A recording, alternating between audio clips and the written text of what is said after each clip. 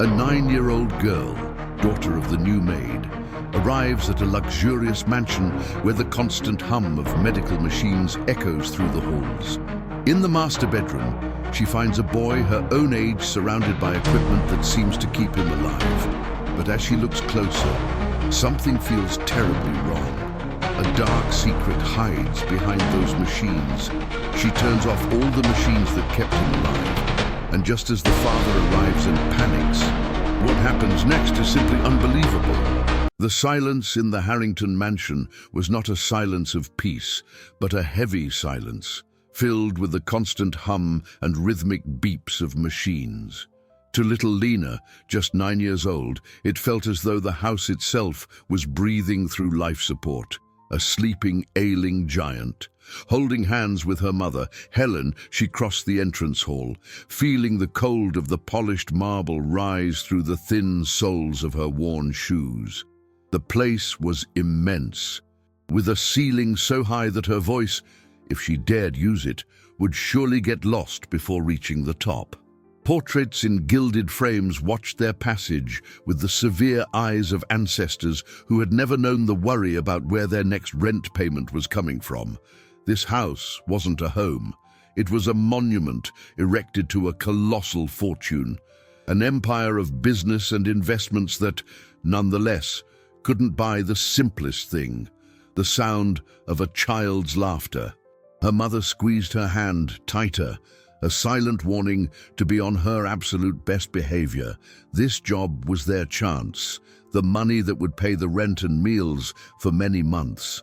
Helen was to be the new housekeeper, and Lena would accompany her after school, promising to stay quiet in a corner, invisible as a mouse. Mrs. Harrington received them with a fragile smile, her eyes sunken and surrounded by dark circles that even the most expensive makeup couldn't conceal.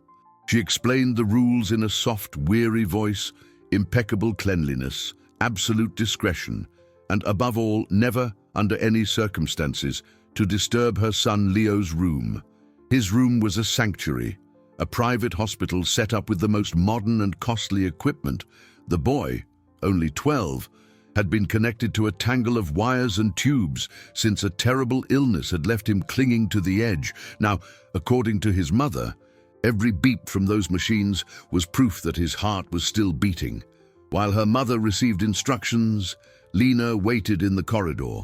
The door to Leo's room was slightly ajar, and a childish curiosity, mixed with a wave of compassion, made her peek.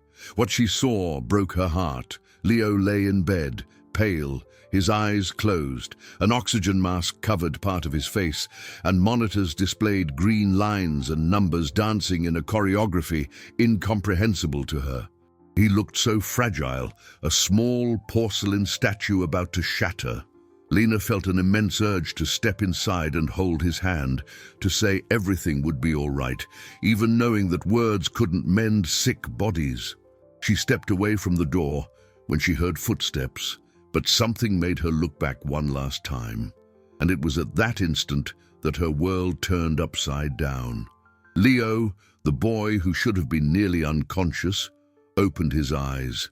They weren't sleepy or lost eyes. They were clear, alert, and full of deep sadness.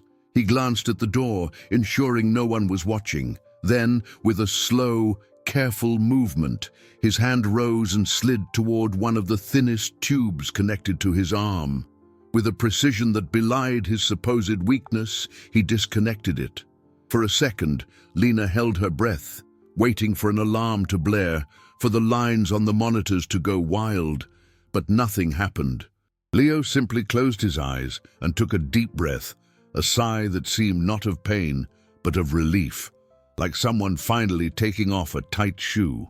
The moment lasted only 5 seconds. Hearing the distant sound of her mother's voice approaching, he reconnected the tube with the same agility, and his body returned to its previous immobility, his face once again assuming the mask of fragility. Lena retreated into the shadow of the corridor, her heart hammering against her ribs.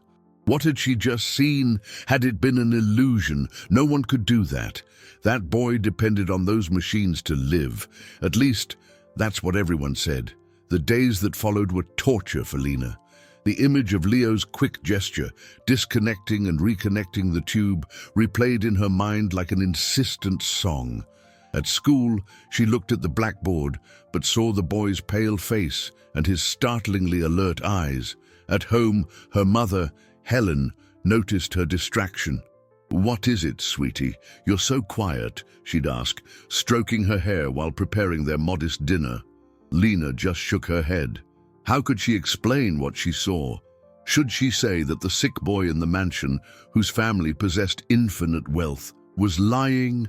Her mother would call her fanciful, say that exhaustion was making her see things. Worse, she might panic, fearing that her daughter would cause trouble that would cost them their job and their roof. So, Lena guarded the secret deep inside her chest, a small, smoldering coal that both warmed and burned her. The mansion became a stage of mysteries for her. Every beep from the machines, which once sounded like a lament, now seemed like a false alarm, a lie told in electronic language. She observed Mrs. Harrington, who floated through the house like a ghost, her face marked by pain that seemed genuine. She observed Mr. Harrington, a broad-shouldered man, hunched by the weight of worry, talking on the phone about business, stocks, and the company balance sheet, but always with a lost look, directed toward the corridor leading to his son's room. They loved Leo, that was crystal clear, but their love felt like a blanket too heavy, one that suffocated instead of warmed. The following week, Lena found an excuse. While her mother cleaned the vast ballroom downstairs, she said she needed to use the upstairs bathroom. Her heart pounded with every step on the thick carpet that muffled the sound. Leo's room door was, as always, ajar. The silence was the same. The familiar hum was there. With the caution of a spy, she peered through the crack. The bed was empty. A cold panic coursed through her. Had he gotten worse? Had he been taken away? Before fear could take hold, her eyes swept the room and found him. Leo wasn't in bed. He was standing by the enormous, floor-to-ceiling glass window, his back to the door. He wasn't wearing the oxygen mask, and no wires seemed to be connected to him. He wore blue silk pajamas and gazed out at the garden with painful intensity. Then he took a step and another. He walked slowly to the other side of the window, hands in his pockets, his posture straight. There was no weakness in his body, just a profound melancholy in his expression as he observed the world outside. The sight was so shocking, so contrary to everything she had been told, that Lena forgot to breathe. He was fine. He could walk. That boy wasn't sick. A gasp of surprise escaped her lips, a tiny, almost inaudible sound. But in the silence of that room, it was like thunder. Leo spun around abruptly. Panic etched on his face. His eyes widened as they met Lena's through the crack in the door. For an instant, they were both paralyzed. Accomplices to a secret that had just been shared, the sound of hurried footsteps in the corridor broke the spell. It was the nurse. With the agility of a cat, Leo ran back to the bed, threw himself under the covers, and put the mask on his face, pulling the wires close to him. When the nurse entered, he was already the perfect image of the fragile, sick boy. Lena backed away into the corridor's darkness, her body trembling. Now there was no doubt. He had seen her. He knew that she knew, and she knew that his life was a prison built with love, fear, and a terrible lie. The shared secret was an invisible, dangerous bridge between Lena and Leo. Every time she walked down the corridor, she felt his eyes following her from the door crack, a mixture of pleading and fear. He was trapped, and now she was too, a prisoner of that knowledge. The desire to help fought against the panic of being discovered. Her mother, Helen, praised her for being so quiet and obedient, hardly knowing that her daughter's silence was that of one guarding thunder in her chest. Lena needed to talk to him. She needed to understand. The opportunity arose 3 days later. The private nurse, a woman with a severe countenance, was urgently called to the downstairs phone. Mrs. Harrington was on one of her rare outings, sorting out something about her family's trust. Mr. Harrington, as usual, was locked in his study, his muffled voice talking about hedge funds and the profitability of some overseas assets. The house was submerged in a vulnerable quietness. With a pounding heart, Lena whispered to her mother that she was going to get a glass of water and, instead of going to the kitchen, she went upstairs. She stopped in front of the ajar door and pushed it gently. The click of the latch was a deafening sound in her ears. Leo, who was sitting up in bed reading a book, started. His eyes widened, and he immediately made a move to grab the oxygen mask. "You don't have to," Lena whispered, closing the door behind her. "I won't tell anyone." He stared at her, suspicious. The paleness of his face was real, but it wasn't from sickness. It was the paleness of someone who doesn't see the sun. "What do you want?" he asked, his voice low and slightly hoarse from disuse. Lena approached, her small steps making no noise on the thick carpet. "I saw you," she said, with the brutal simplicity of children. "I saw you walking. You aren't sick, are you?" A long, shaky sigh escaped Leo's lips, the sound of surrender. He shook his head, his shoulders dropping as if an invisible weight had been released. "Not anymore," he confessed. "I was very sick, truly. I almost didn't make it. My parents were terrified." He looked at his own hands, small and well kept. "When I started getting better, they didn't believe it. Any cough, any sneeze, they thought the sickness was coming back. I tried to say I was okay, but they would panic. They'd call the doctor and he'd always say we needed to be calm, that recovery was slow." The truth was sadder than Lena had imagined. It wasn't a simple lie. It was a complex web of fear and love. "So you pretend?" she asked, sitting on the edge of the bed. Leo nodded. "At first, it was to calm them down. Seeing the relief on their faces when I looked stable was better than seeing the terror when I tried to run. My dad understands everything about the family wealth, about stocks and the bottom line, but he doesn't understand this. He doesn't know how to fix a sun, so he just pays for the machines to say I'm alive." His words were like small stones thrown into the calm lake of Lena's ignorance, creating waves of painful understanding. He was sacrificing his own childhood to protect his parents from pain. It was the bravest and saddest act she had ever witnessed. "But don't you want to go outside? Play out there?" she asked, pointing toward the window that showed the lush garden. A glint of yearning passed through his eyes. "More than anything," he whispered. Just then, a car sounded at the mansion entrance. Leo tensed up. "It's Dr. Maxwell. He comes every afternoon. You have to go." "If he catches you here..." Lena stood up, his panic contagious. She ran toward the door, but before opening it, she looked back. "We'll figure something out," she promised. As she opened the door, she came face to face with the man coming down the corridor, tall, with distinguished gray hair and a smile that didn't reach his eyes. It was Dr. Maxwell. He looked her up and down, an odd glint in his gaze. It wasn't surprise or anger, it was calculation. A chill ran down Lena's spine. That man didn't look like a concerned doctor. He looked like a satisfied warden of his own prison. The encounter with Dr. Maxwell in the corridor was brief, but it left Lena with a shiver that lasted the rest of the day.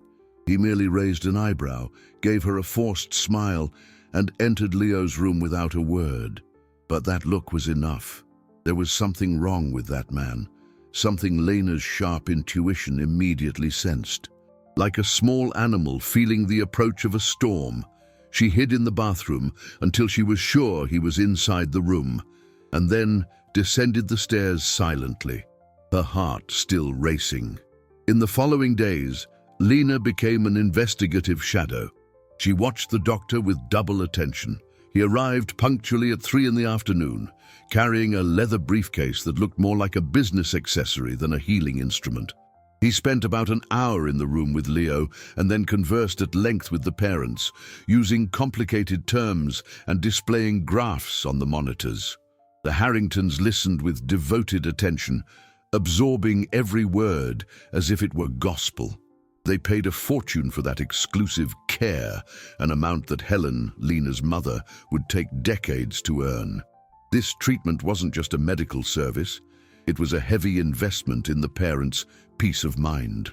One afternoon, while her mother dusted the furniture in the library, Lena saw the perfect opportunity. Dr. Maxwell was in Leo's room, and the parents had left for a meeting. The door to Mr. Harrington's office was unlocked. Driven by an impulse she herself didn't understand, Lena entered. The room was imposing, with walls lined with books and a massive mahogany desk.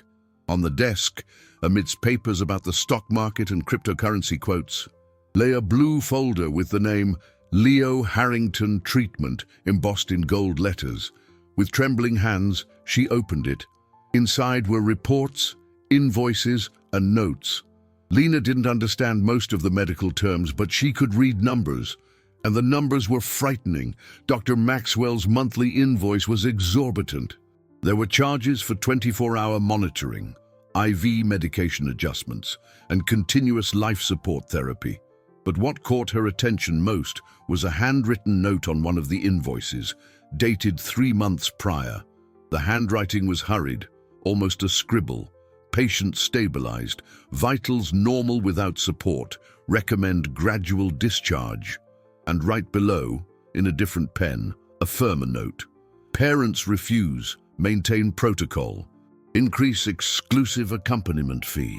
A chill ran through Lena's body. There was the proof. The doctor knew. He knew Leo was fine, but instead of confronting the parents and helping them overcome their fear, he saw an opportunity for profit. He was exploiting that family's pain, turning their love into a constant cash flow for himself. This man wasn't treating a disease, he was cultivating a dependence. The sound of footsteps in the corridor pulled her from her trance. She closed the folder quickly, placed it exactly where it had been, and rushed out of the office, her heart pounding in her throat. It was worse than she thought. It wasn't just the parents' fear keeping Leo trapped. It was the greed of a man wearing a white lab coat. She ran upstairs, stopping at a safe distance from Leo's room. The door opened and Dr. Maxwell emerged, adjusting his tie. He turned to close the door and his eyes met Lena's for a fraction of a second. This time, there was no smile, not even a forced one. There was a clear warning in his gaze, a coldness that said, "I know you're snooping. Stay out of this."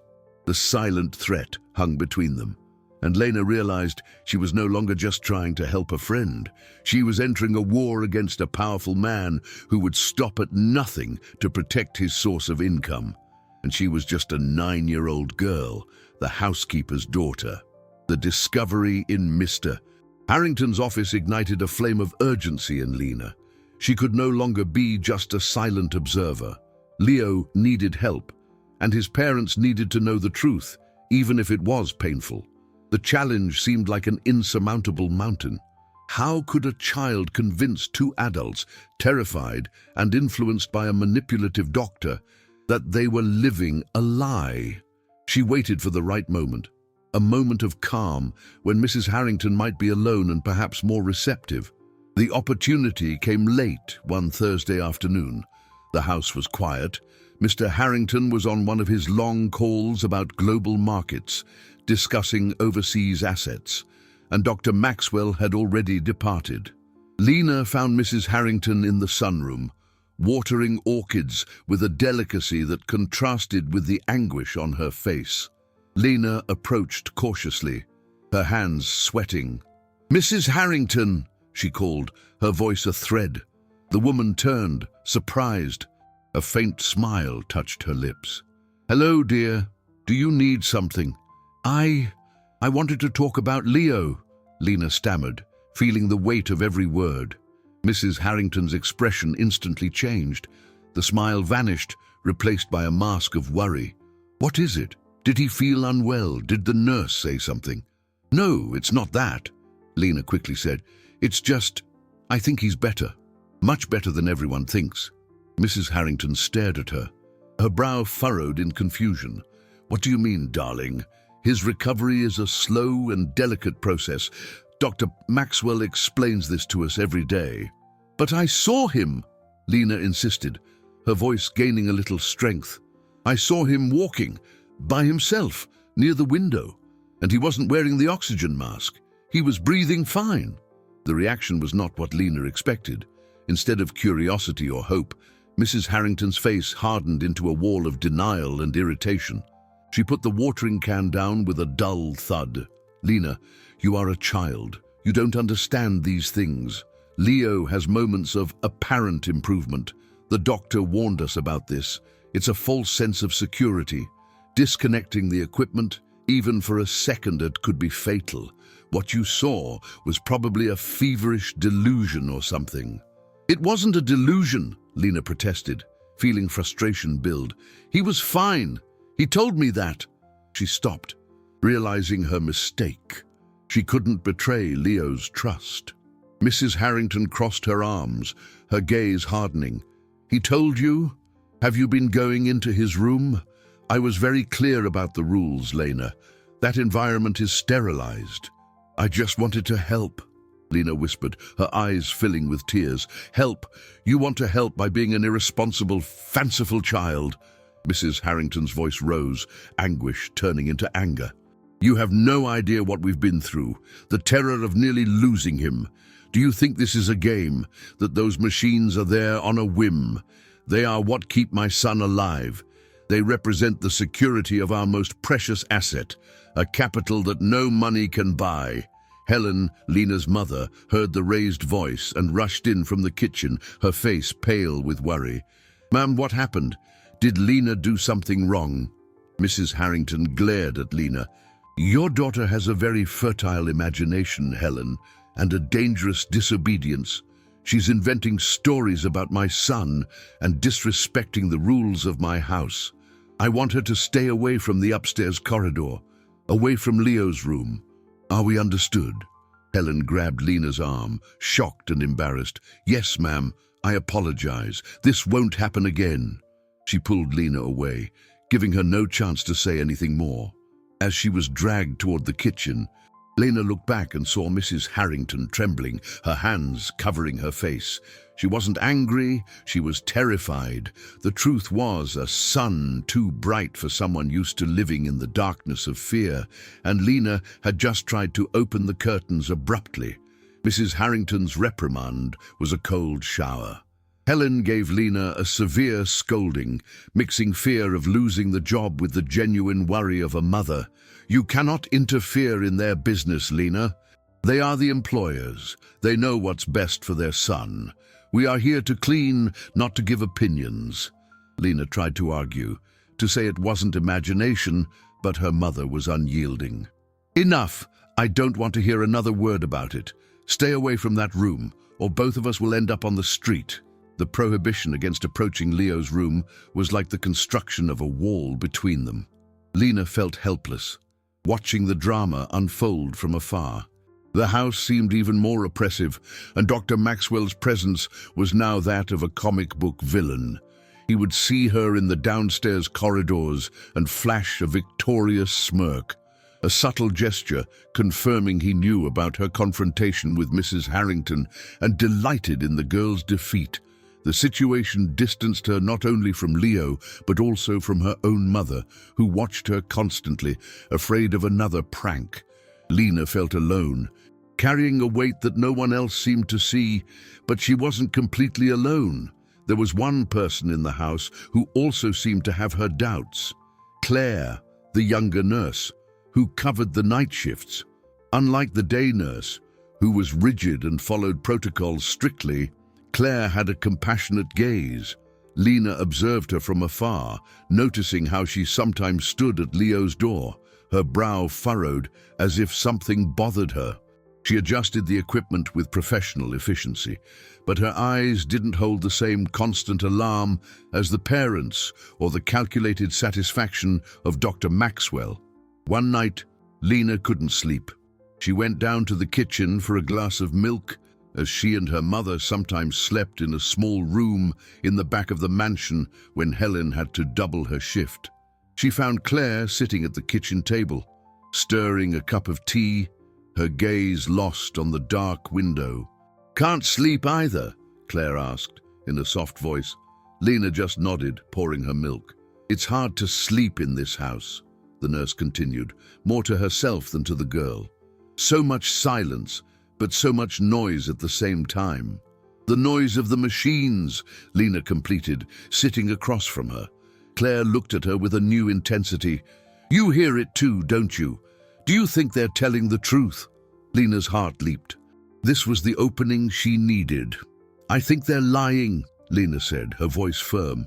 "I think Leo is fine." A long silence settled between them. Claire glanced at the door, as if afraid someone might overhear. Then she leaned over the table. "I think so too," she whispered, and the relief in Lena's voice was immense. "I've been a nurse for 5 years. I know how to recognize a patient who needs life support. And Leo, his signs are perfect, strong. His oxygen saturation without the mask is 100%. I've measured it in secret a few times. He doesn't need any of it." "Then why don't you say anything?" Lena asked, hope swelling inside her. Claire's face darkened. "Because I'm just a contract nurse. Dr. Maxwell is an influential doctor, a friend of the family. And the parents, they don't want to hear it. They pay a fortune for this assurance. If I question the diagnosis, I'm fired on the spot. I have a family to support, Lena. I can't risk it." Lena's hope withered. Claire was an ally, but a frightened one. The help she needed wouldn't come from there. The next morning, feeling more desperate than ever, Lena decided she couldn't wait any longer. She needed something drastic, something that would force everyone to see. While her mother cleaned the other side of the house, she went upstairs, ignoring the prohibition. She knew the Harringtons would be in the room at that moment, along with Dr. Maxwell, for the morning assessment. It was now or never. With courage born of desperation, she walked down the corridor and stopped at Leo's door. She could hear the soft, deceitful voice of the doctor inside. Taking a deep breath, she pushed the door open and entered. Everyone turned to her, shocked. Before anyone could utter a word, Lena marched to the wall behind the bed, where most of the machines were connected to a power panel. With a quick, decisive motion, she flipped the main switch. The silence that followed was absolute and terrifying. The sudden silence was more deafening than any alarm. The rhythmic beeps, the constant hums, everything ceased. In the sonic vacuum, the only audible sound was the gasping breaths of the 4 adults in the room, who looked at Lena with a mixture of incredulity and horror. Mrs. Harrington's face twisted into a mask of pure panic, her wide eyes fixed on her motionless son in bed. Mr. Harrington, who was next to her, turned waxen pale, his hand instinctively going to his chest as if he himself couldn't breathe. Dr. Maxwell was the first to react. "What did you do, you reckless child?" he shouted, his voice screeching, shattering the veneer of professionalism. He lunged toward the power panel, but Lena stood in front of it, her small, trembling body serving as a barrier. "No!" she screamed back, her voice surprisingly strong. "Look at him. Just look." All eyes turned to the bed. Leo, caught by surprise as much as the others, was sitting up, his eyes wide. The oxygen mask hung loosely beside his face, and he was breathing, not with difficulty, not gasping, but with the calm depth of a perfectly healthy person. His chest rose and fell at a regular rhythm, visible beneath the silk pajamas. The monitors, now dark and silent, no longer showed the green lines that supposedly represented his fragile life. Life was there, right in front of them, in flesh and blood, requiring no electronic mediation. For a long moment, no one moved. Leo's parents looked at their son as if seeing him for the first time.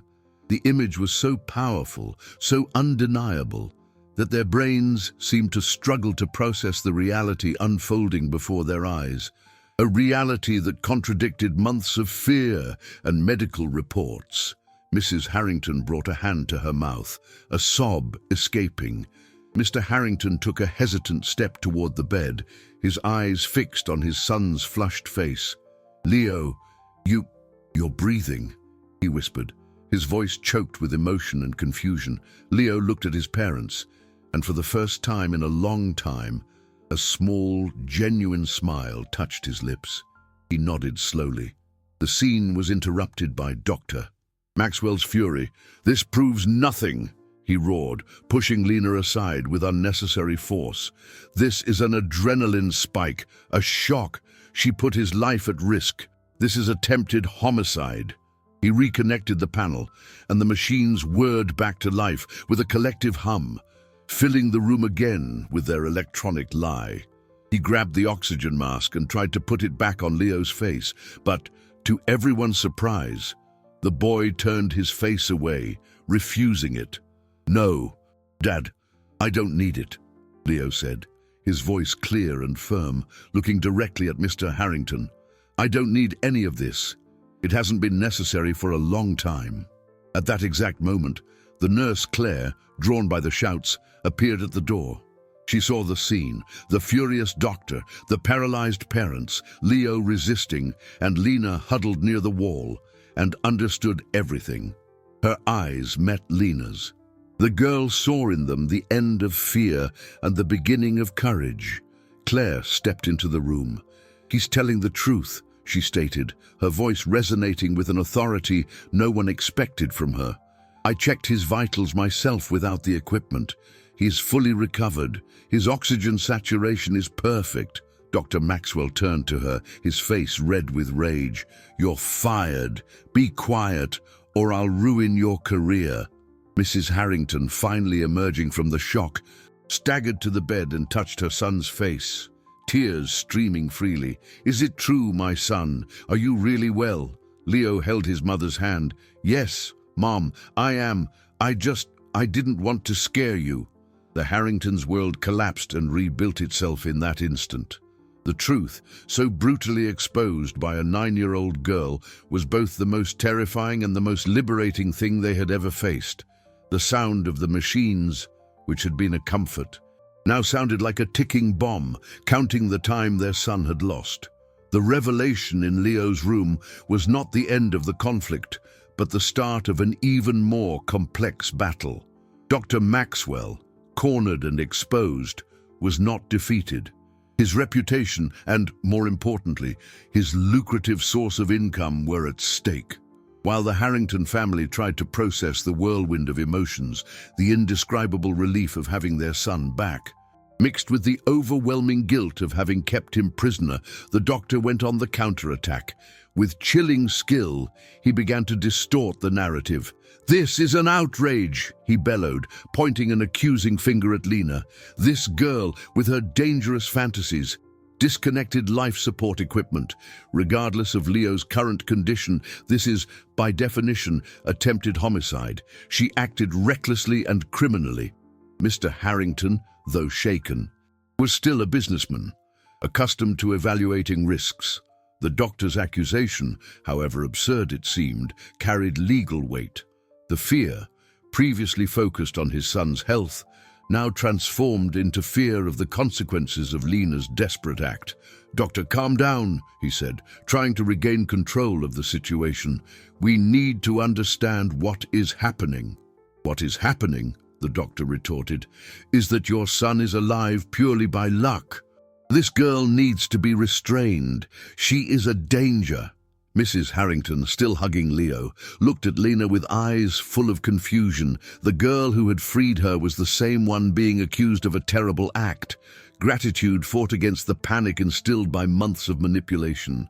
She didn't know whom to believe. Seeing the parents' hesitation, Dr. Maxwell pressed his advantage. "As the responsible physician, I cannot allow unauthorized and unstable individuals near my patient.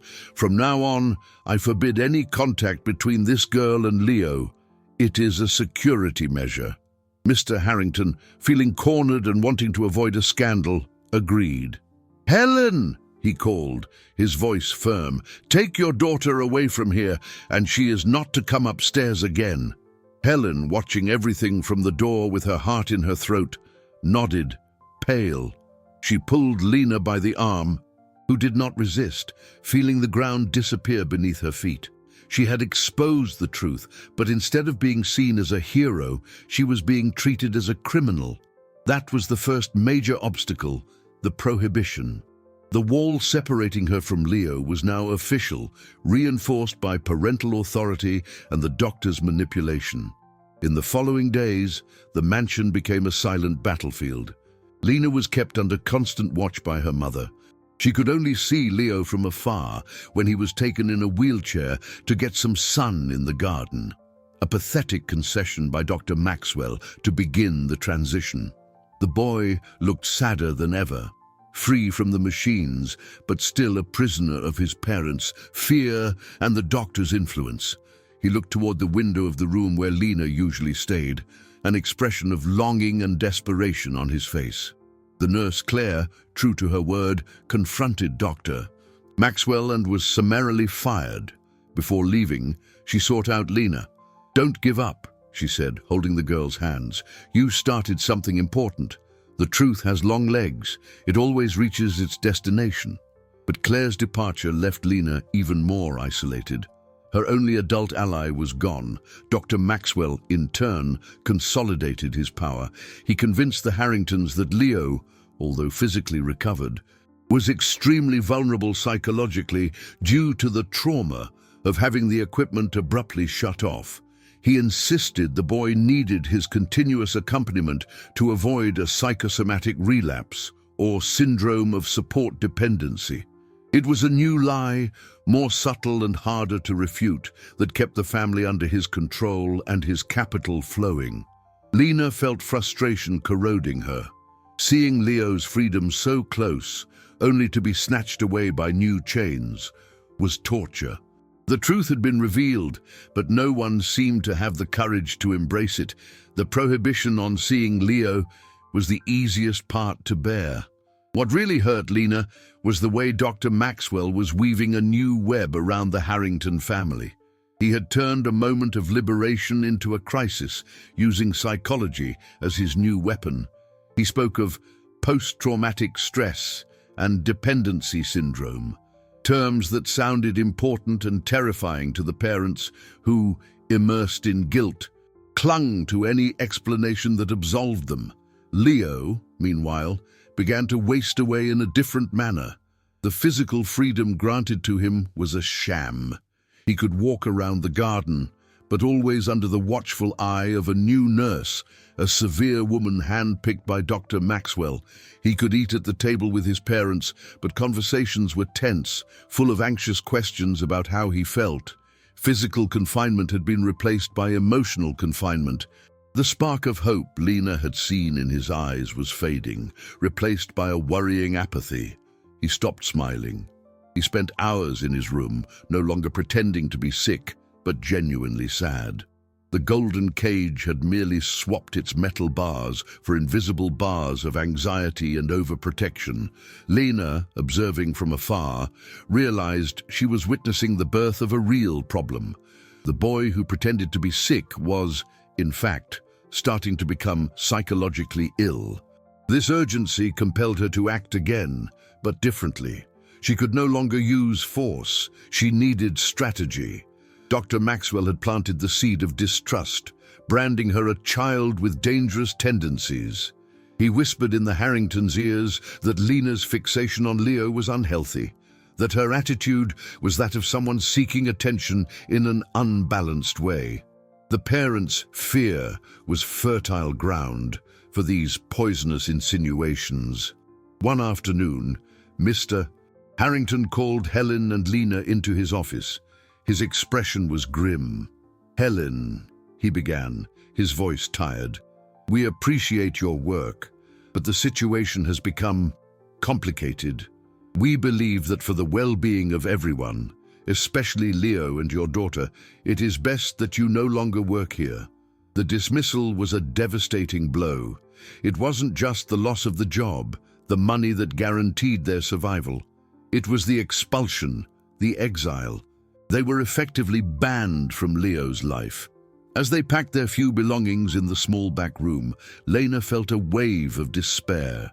The doctor had not only silenced her, but was also removing her completely from the equation. It was a cruel and effective masterstroke.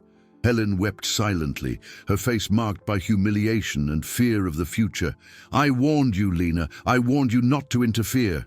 The words, spoken amidst sobs, were not of anger, but pure pain. Lena hugged her tightly. "It's not your fault, Mom, and it's not mine. It's his fault." As they walked out the back door, carrying their bags, Lena took one last look at the mansion. In the second-floor window, she saw Leo's face.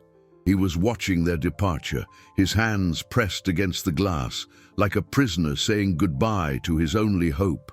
Their eyes met across the distance, and Lena read silent panic in them. He was alone now, completely at the mercy of the doctor and his parents. Fears, that look was the final straw. Lena's sadness turned into cold, determined anger. Dr. Maxwell had taken their home, their livelihood, and her friend. He had underestimated her. He thought that by expelling her, he would have defeated her. But he hadn't understood the depth of courage of a 9-year-old girl who had seen the truth. She didn't know how, but she wouldn't give up. The war wasn't over. It had only changed battlefields. Life outside the mansion walls was hard. Helen managed a few sporadic cleaning jobs, but the income was uncertain and barely covered the rent of a small apartment in a distant neighborhood. The refrigerator was emptier and the future grayer. For Lena, however, the greatest poverty was that of helplessness. The image of Leo at the window haunted her. She felt like a soldier who had abandoned her post. The physical distance, however, gave her a new perspective. She needed more information, concrete proof that went beyond the word of a child. The departure of Claire, the nurse, had left a loose end. Lena remembered a conversation in which Claire mentioned the hospital where she worked before accepting the private job with the Harringtons. With the help of her mother, who, despite her fear, couldn't ignore the determination in her daughter's eyes, they found the hospital's address. After 2 attempts, they found Claire leaving a shift. The nurse was surprised and happy to see them. Sitting on a park bench across from the hospital, Lena told her everything that had happened: the dismissal, the expulsion, and Leo's new psychological imprisonment. Claire's face hardened into an expression of indignation. "I knew he wouldn't give up," she said, her voice filled with anger. "That man is a predator. He preys on rich, vulnerable families, and the Harringtons are the perfect target, a colossal net worth and a paralyzing fear of losing their son." "You said families?" Lena asked, her sharp mind catching the plural. Claire hesitated, looking around as if the walls had ears. "Lena, this is dangerous. Dr. Maxwell is very well connected. He has contacts, money." "I don't care," Lena said, with a firmness that impressed the nurse. "Leo is genuinely suffering now. He needs help." Seeing the girl's unwavering courage, Claire made a decision. "I heard rumors," she confessed in a low voice. "At the hospital, we sometimes comment on strange cases. There are 2 other families, just as wealthy as the Harringtons, whose children are in prolonged home treatments with Dr. Maxwell. They are cases that never get discharged, just generate monthly dividends for him. No one ever questioned it because the families are discreet and the doctor is seen as an authority. That was the missing piece. It wasn't an isolated case of misconduct. It was a scheme, a business built on the exploitation of fear. Dr. Maxwell wasn't just a greedy doctor. He was a white-collar criminal. "How do we prove it?" Lena asked, her brain working a mile a minute. "We need someone from the inside to talk. Someone who can't be intimidated or fired," Claire pondered. "Someone like the parents themselves." The idea seemed impossible. The Harringtons had expelled her, but Lena knew that beneath the layers of fear and denial, they loved their son. If they could see that they weren't the only ones, that their situation was part of a pattern, perhaps the veil would lift from their eyes. The plan began to form. They needed to find a way to contact the other families. to share information, to create a united front. It was a monumental task. Lena and her mother had no resources, no access to that world of wealth and power, but they had something stronger, the truth. Meanwhile, at the mansion, Leo's situation worsened. The despair of having lost Lena, his only ally, pushed him into a state of silent rebellion. He refused to eat, spent his days locked in his room, no longer pretending, but immersed in real sadness. In an act of desperation to prove he could take care of himself, he tried to climb a tall bookshelf in his room to grab a book his parents had placed out of reach, for his safety. The bookshelf, poorly secured, swayed. Leo lost his balance, trying to hold onto the shelves. With a terrible crash, the entire shelf came down, falling onto him. The boy's cries of pain echoed through the silent house, a sound that, for the first time, was not feigned. The illness they so feared, the threat to their son's life, finally became real, not because of a virus, but as a direct consequence of his imprisonment. The news of Leo's accident hit Lena like a punch to the stomach. Claire called, her voice tight, recounting what she had learned from a paramedic colleague who responded to the call. Leo had been rushed to the central hospital, the same one where Claire worked. He had a broken leg and a nasty head wound. The danger, for the first time in months, was real and immediate. Helen hugged her daughter, who was trembling uncontrollably. Guilt hit Lena hard. Had his despair, caused by her departure, led him to do that? The pain quickly gave way to a fierce determination. That accident was a tragedy, but also an opportunity.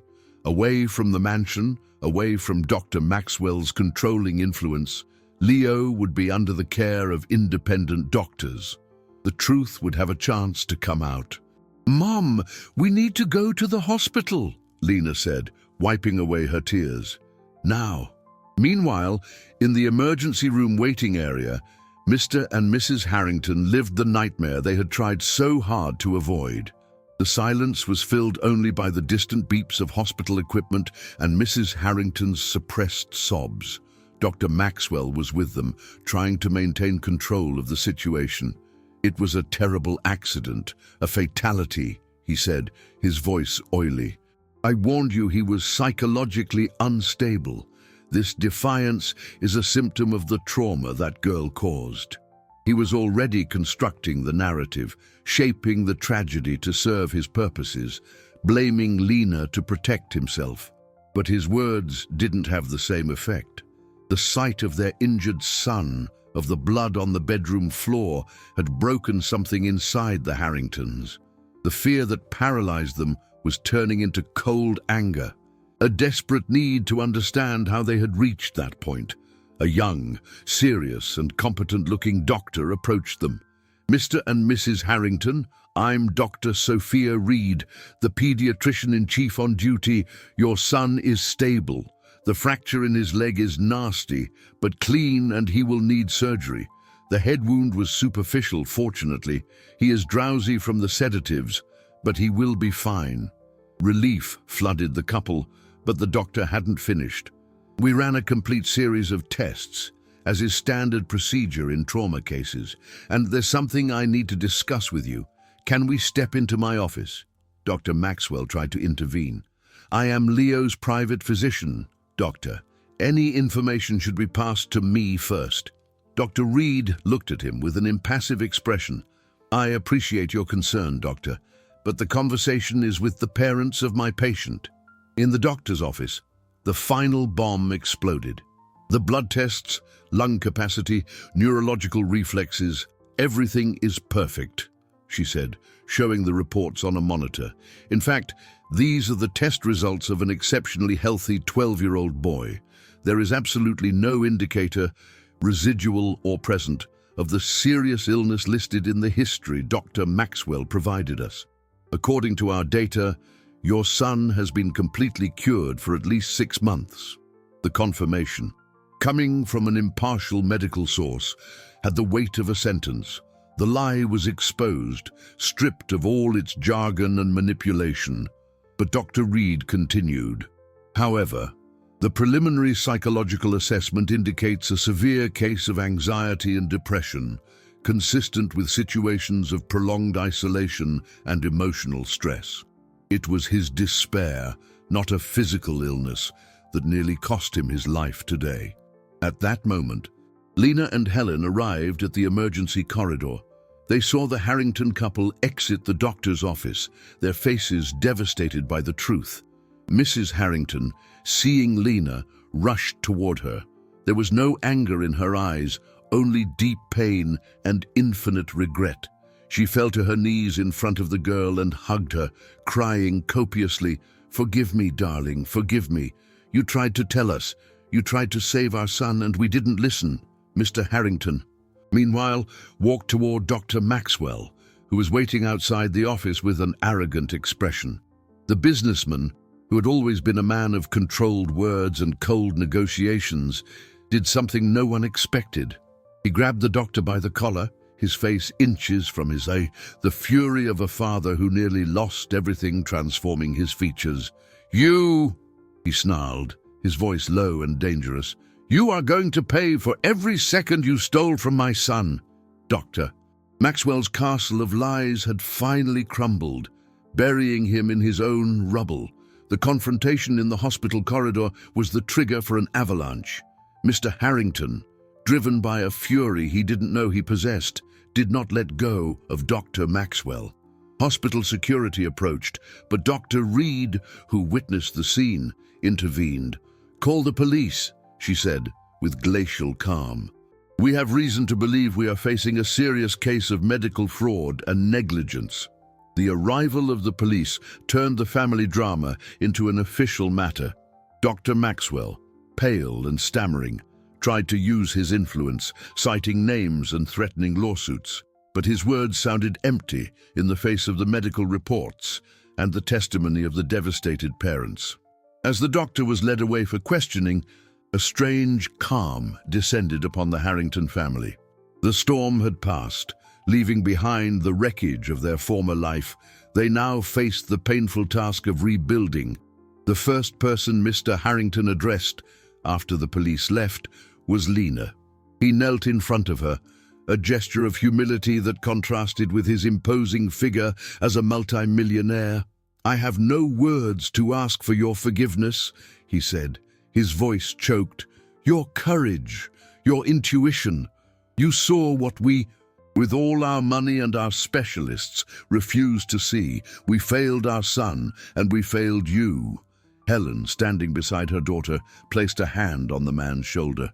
"You were afraid," she said, with an empathy that surprised everyone. "Fear sometimes blinds us." At that moment, in the sterile corridor of a hospital, the social barriers that separated them, employer and employee, rich and poor, disappeared. They were just people, united by an experience of pain and Sunaon by a glimpse of redemption. Leo's surgery was a success. When he woke up, confused and sore, the first people he saw around his bed were his parents, but their faces were different. Chronic anxiety had been replaced by a serene sadness and a love that was no longer possessive, but liberating. And right behind them was Lena. Leo's eyes filled with tears when he saw her. "You came," he whispered. "I would never leave you," she replied, holding his hand.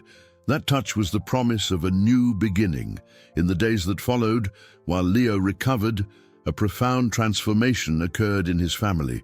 Conversations, previously filled with medical worries, were now about feelings. For the first time, the Harringtons asked Leo how he really felt, and he, for the first time, felt safe to answer. He spoke about the loneliness, the weight of having to pretend to protect them, the longing for the sun and the wind on his face. They listened, cried, and asked for forgiveness. The healing process was not just for Leo's fractured body, but for the fractured soul of the entire family. Mr. Harrington, a man who had spent his life building an empire of assets, realized he had neglected his greatest asset, his son's happiness. He hired the best attorneys, not to protect himself, but to ensure that Dr. Maxwell faced justice.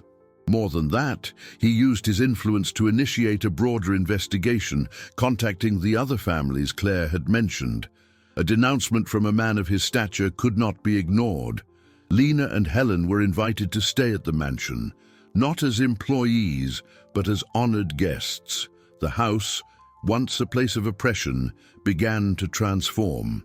Leo's room was emptied of the machines, which were donated to the pediatric wing of the Central Hospital. In their place came adventure books, a telescope, and a world map. Lena's greatest victory was not seeing the doctor arrested, but seeing Leo laugh for the first time in months. It was a genuine laugh, provoked by a silly joke, she told.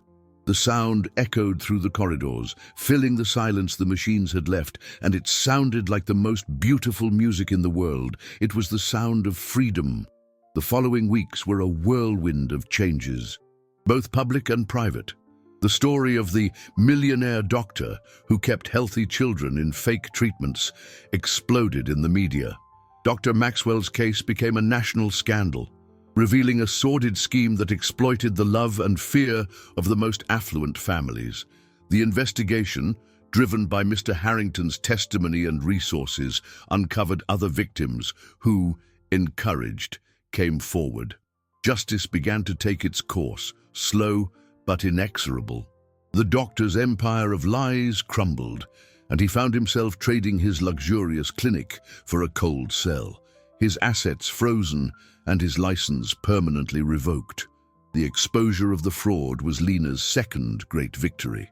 Her initial courage, the act of shutting off a machine, had created ripples that cleansed the filth of a corrupt system, saving other children from similar fates.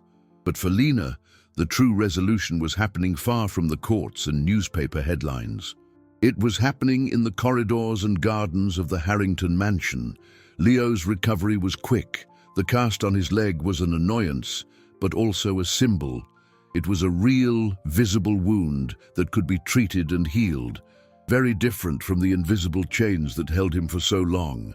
He and Lena became inseparable. They spent hours in the garden, him in his wheelchair and her by his side, making plans for the future.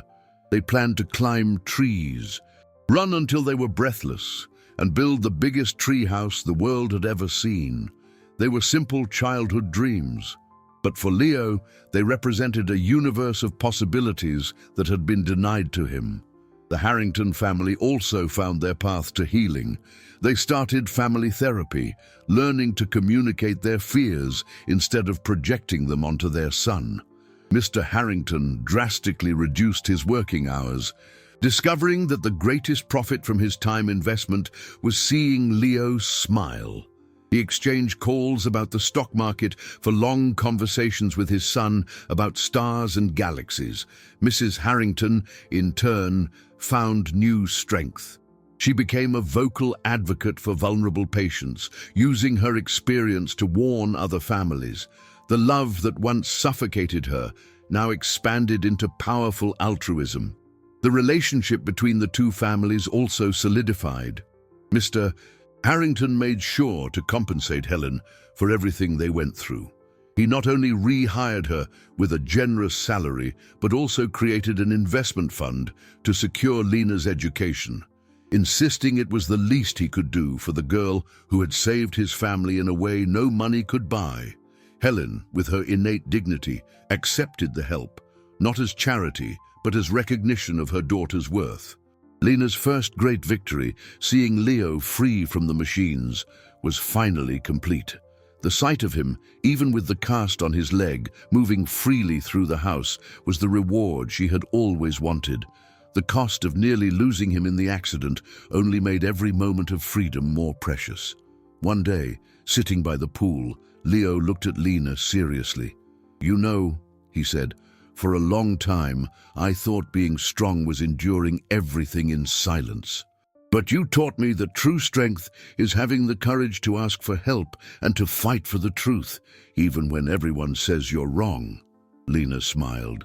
"And you taught me that sometimes the people we love the most are the ones who most need saving from themselves." Their friendship, forged in the silence of a sick room and cemented by courage, was the final victory, the most important of all.